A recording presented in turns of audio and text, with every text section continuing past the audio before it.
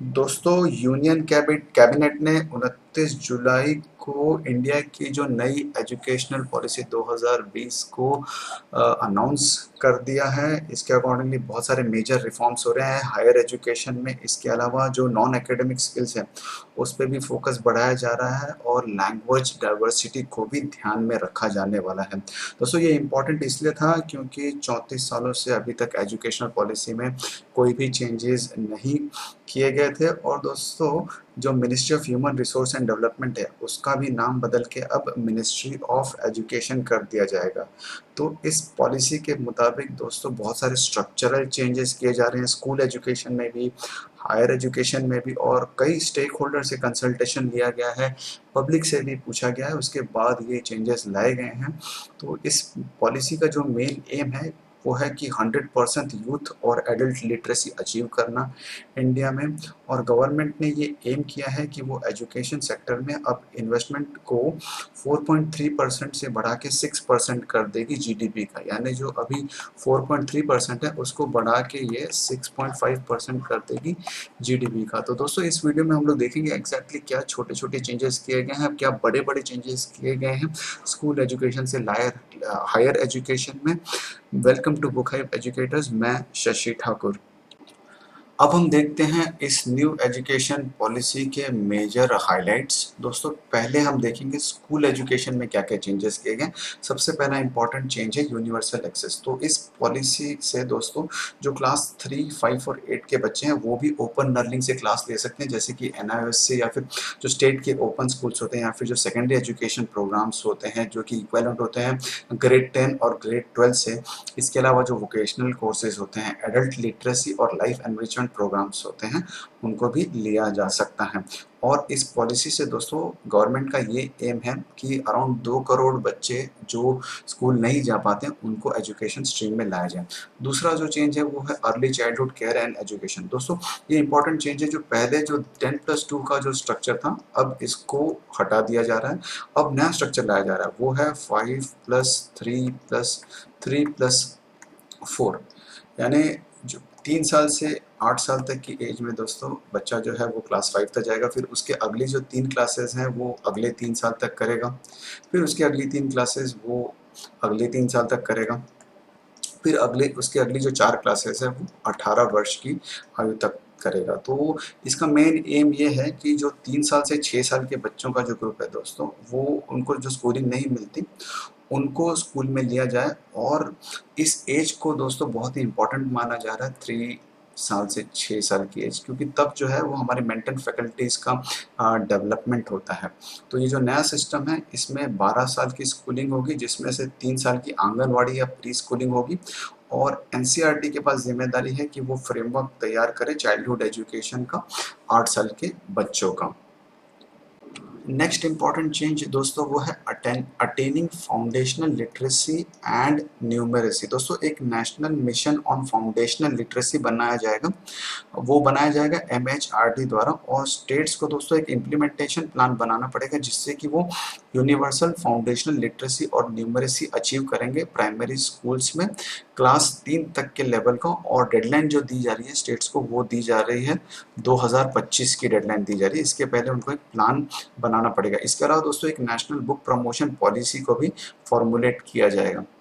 दूसरा जो important reform है वो है स्कूल का जो करिकुला और पेडागॉगी है उसमें भी चेंजेस लाएंगे। जैसे दोस्तों स्टूडेंट्स के पास फ्लेक्सिबिलिटी होगी अपने सब्जेक्ट्स को चूज करने का, सर्कुलर और एक्स्ट्रा सर्कुलर एक्टिविटीज़, इसके अलावा वोकेशनल और एकेडमिक स्ट्रीम्स को भी चूज करने का उनका ऑप्शन होगा। वोकेशनल एजुकेशन दोस्तों वो क्लास 6 से ही स्टार्ट हो जाएगा। और उसमें दोस्तों क्लास 6 से ही इंटर्नशिप भी इंक्लूडेड होगी। जो नेक्स्ट इंपॉर्टेंट चेंज किया जा रहा है वो है मल्टीलिंग्विज्म एंड पावर ऑफ लैंग्वेज। तो ये जो पॉलिसी है दोस्तों इससे एडवोकेट ये किया जा रहा है कि मदर टंग या फिर लोकल लैंग्वेज या फिर रीजनल लैंग्वेज से ही क्लास 5 तक के बच्चों को पढ़ाया जाएगा, और प्रिफरेबली क्लास 8 या उसके आगे तक के बच्चों को भी पढ़ाया जाएगा। संस्कृत को दोस्तों स्कूल के हर लेवल पे अवेलेबल करवाया जाएगा, हायर एजुकेशन में भी अवेलेबल करवाया जाएगा, लेकिन हायर एजुकेशन में दोस्तों उनके पास ऑप्शन होगा चूज़ करना है नहीं। एक्चुअली 3 लैंग्वेज फार्मूला पे काम करेगा। इसके अलावा दोस्तों जो दूसरे क्लासिकल लैंग्वेज और लिटरेचर हैं इंडिया के, वो भी अवेलेबल होंगे ऑप्शंस में।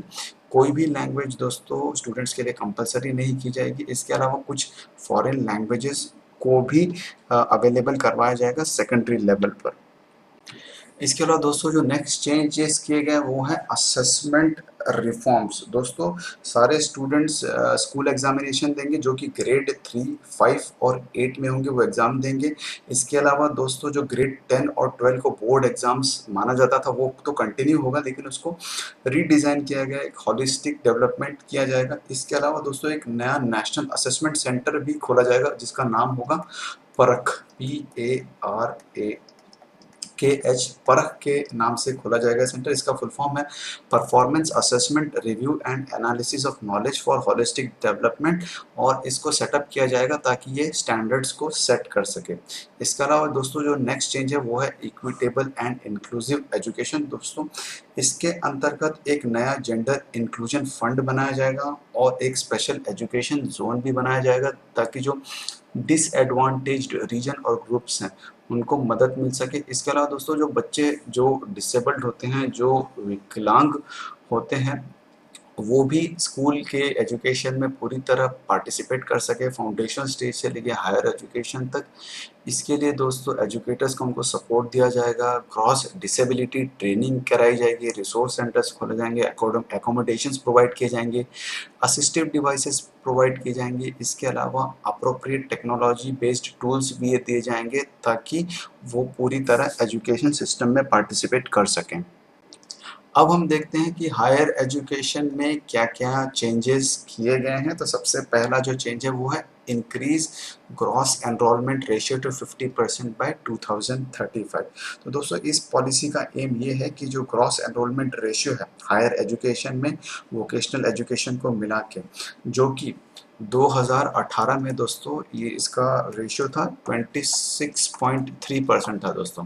तो ये पॉलिसी एम कर रही है कि इसको 26.3% से बढ़ा के इसको 50% कर दिया जाए 2035 तक। तो इससे क्या होगा दोस्तों, कम से कम 3.5 करोड़ नए एजुकेशनल सीट्स ऐड होंगे हायर एजुकेशनल इंस्टीट्यूशंस में।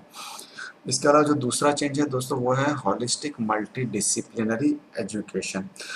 दोस्तों ये भी एक इम्पॉर्टेंट चेंज है। जो अंडर ग्रेजुएट एजुकेशन जो था दोस्तों वो अब 3 साल का भी हो सकता है, 4 साल का भी हो सकता है, और स्टूडेंट जो है वो कभी भी एग्जिट कर सकता है और उसको प्रॉपर सर्टिफिकेट भी मिलेगा। एक एग्जांपल हम लोग देखते हैं दोस्तों अगर कोई स्टूडेंट अगर ग्रेजुएशन में एडमिशन लेता है और अगर वो पहले साल कंप्लीट करके छोड़ता है तो भी उसको एक सर्टिफिकेट मिलेगा। अगर वो 2 साल कंप्लीट करता है तो उसको एक एडवांस्ड डिप्लोमा मिलेगा, और अगर वो 3 साल करता है तो उसको डिग्री मिल जाएगी, और अगर वो 4 साल करता है तो दोस्तों उसको डिग्री के साथ साथ एक रिसर्च का सर्टिफिकेट भी मिलेगा। इसके अलावा दोस्तों एक एकेडमिक बैंक ऑफ क्रेडिट भी खोला जाएगा जो कि जितने भी क्रेडिट्स अर्न किए हैं स्टूडेंट्स ने अलग अलग इंस्टीट्यूट से उसको कलेक्ट करेगा, और स्टूडेंट जब अपनी फाइनल डिग्री लेगा तब उसको वो क्रेडिट्स उसको ट्रांसफ़र कर दिए जाएंगे। इसके अलावा दोस्तों multi disciplinary education and research universities, इसका मैं आपको बताता हूँ, MERU इन खोले जाएंगे, और इनका लेवल जो होगा वो IIT और IIM के बराबर ही होगा, और ये पूरी कंट्री भर में खोले जाएंगे। इसके अलावा दोस्तों एक नेशनल रिसर्च फाउंडेशन भी क्रिएट किया जाएगा जो कि एक स्ट्रॉन्ग रिसर्च कल्चर को फोस्टर करेगा और जितने भी हायर एजुकेशन इंस्टीट्यूट्स हैं वहाँ की रिसर्च कैपेसिटी को बढ़ाएगा।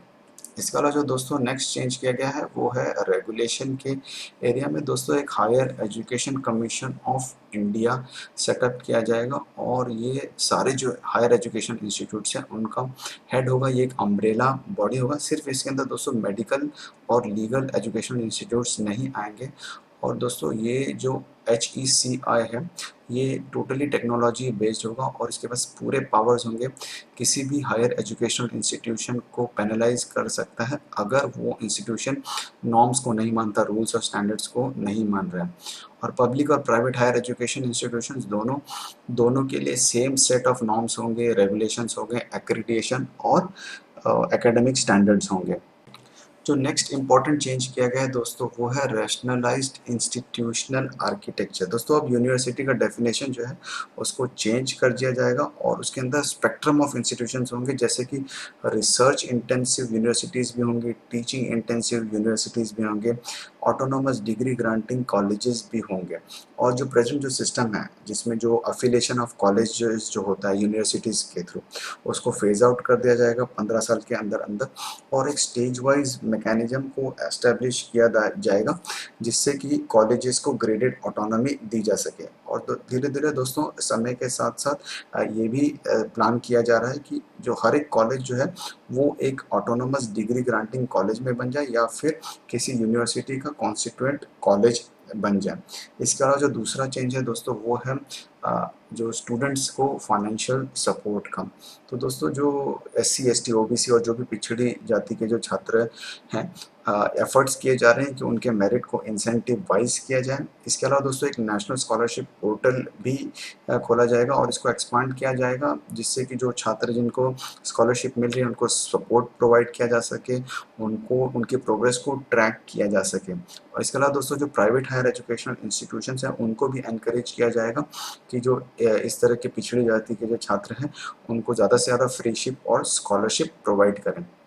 जो नेक्स्ट चेंज है दोस्तों वो है ओपन एंड डिस्टेंस लर्निंग के एरिया में।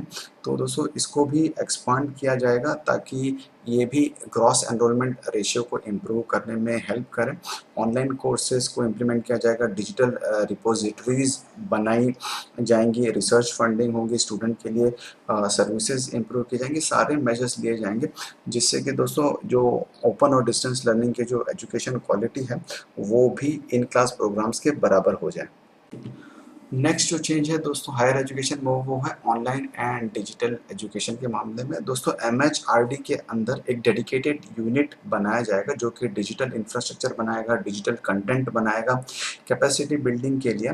और वो जितने भी ई एजुकेशन की नीड है स्कूल लेवल पे हो चाहे हायर एजुकेशन की नीड पे हो वो सबको केटर करेगा। इसके अलावा जो दोस्तों जो नेक्स्ट चेंज है वो है टेक्नोलॉजी का एजुकेशन में यूज़। एक ऑटोनोमस बॉडी क्रिएट की जाएगी जिसका नाम होगा national education technology forum. National education technology forum create किया जाएगा और ये एक प्लेटफॉर्म प्रोवाइड करेगा जहां पर टेक्नोलॉजी से रिलेटेड आइडियाज़ को एक्सचेंज किया जा सके जिससे कि लर्निंग को एनहांस किया जाएगा, असेसमेंट को एनहांस किया जा सकता है, प्लानिंग और एडमिनिस्ट्रेशन को भी एनहांस किया जा सकता है। इसके अलावा दोस्तों टेक्नोलॉजी को प्रॉपरली इंटीग्रेट किया जाएगा एजुकेशन के हर लेवल पर जिससे कि क्लासरूम के जो प्रोसेसेस है उसको इम्प्रूव किया जा सकता है, टीचर की जो प्रोफेशनल डेवलपमेंट है उसको इम्प्रूव किया जा सकता है और जो डिसएडवांटेज जो छात्र हैं उनको भी एजुकेशन की एक्सेस दी जा सकती है। नेक्स्ट जो चेंज है दोस्तों वो है प्रमोशन ऑफ इंडियन लैंग्वेजेस। तो हमारे जितने भी इंडियन लैंग्वेजेस हैं दोस्तों ताकि वो बची रहें, उनकी ग्रोथ हो, इसलिए दोस्तों इस पॉलिसी ने रिकमेंड किया है कि एक Indian institute of translation and interpretation IITI बनाया जाएगा। इसके अलावा दोस्तों एक national institute for Pali Persian and Prakrit भी बनाया जाएगा। संस्कृत जो हमारी लैंग्वेज है उसको मजबूत किया जाएगा। जितने भी हमारे हायर एजुकेशन इंस्टीट्यूशंस हैं वहाँ के लैंग्वेज डिपार्टमेंट्स में इस तरह के स्टेप्स लिए जाएंगे। हमारी जो मदर टंग है या फिर जो लोकल लैंग्वेज है उसको भी मीडियम ऑफ इंस्ट्रक्शन बनाया जाएगा हायर एजुकेशन इंस्टीट्यूशंस के बहुत सारे प्रोग्राम्स में। और जो दो लास्ट चेंज है दोस्तों वो है प्रोफेशनल एजुकेशन के एरिया में। तो जितना भी प्रोफेशनल एजुकेशन है दोस्तों वो हायर एजुकेशन सिस्टम का ही पार्ट रहेगा और जितने भी स्टैंड अलोन टेक्निकल यूनिवर्सिटीज़ हैं, हेल्थ साइंस यूनिवर्सिटीज़ हैं, लीगल और एग्रीकल्चरल यूनिवर्सिटीज़ हैं, वो उनका एम ये होगा कि वो मल्टी डिसिप्लिनरी इंस्टीट्यूशंस बन जाए। तो इस तरह से चेंजेस किए गए हैं दोस्तों इस पॉलिसी द्वारा स्कूल और हायर एजुकेशन में। अगर आपको वीडियो पसंद आया होगा तो प्लीज़ लाइक और शेयर करिएगा, चैनल को सब्सक्राइब करिएगा। कल हम हाजिर होंगे आपके सामने एक नई वीडियो के साथ में। Thank you very much.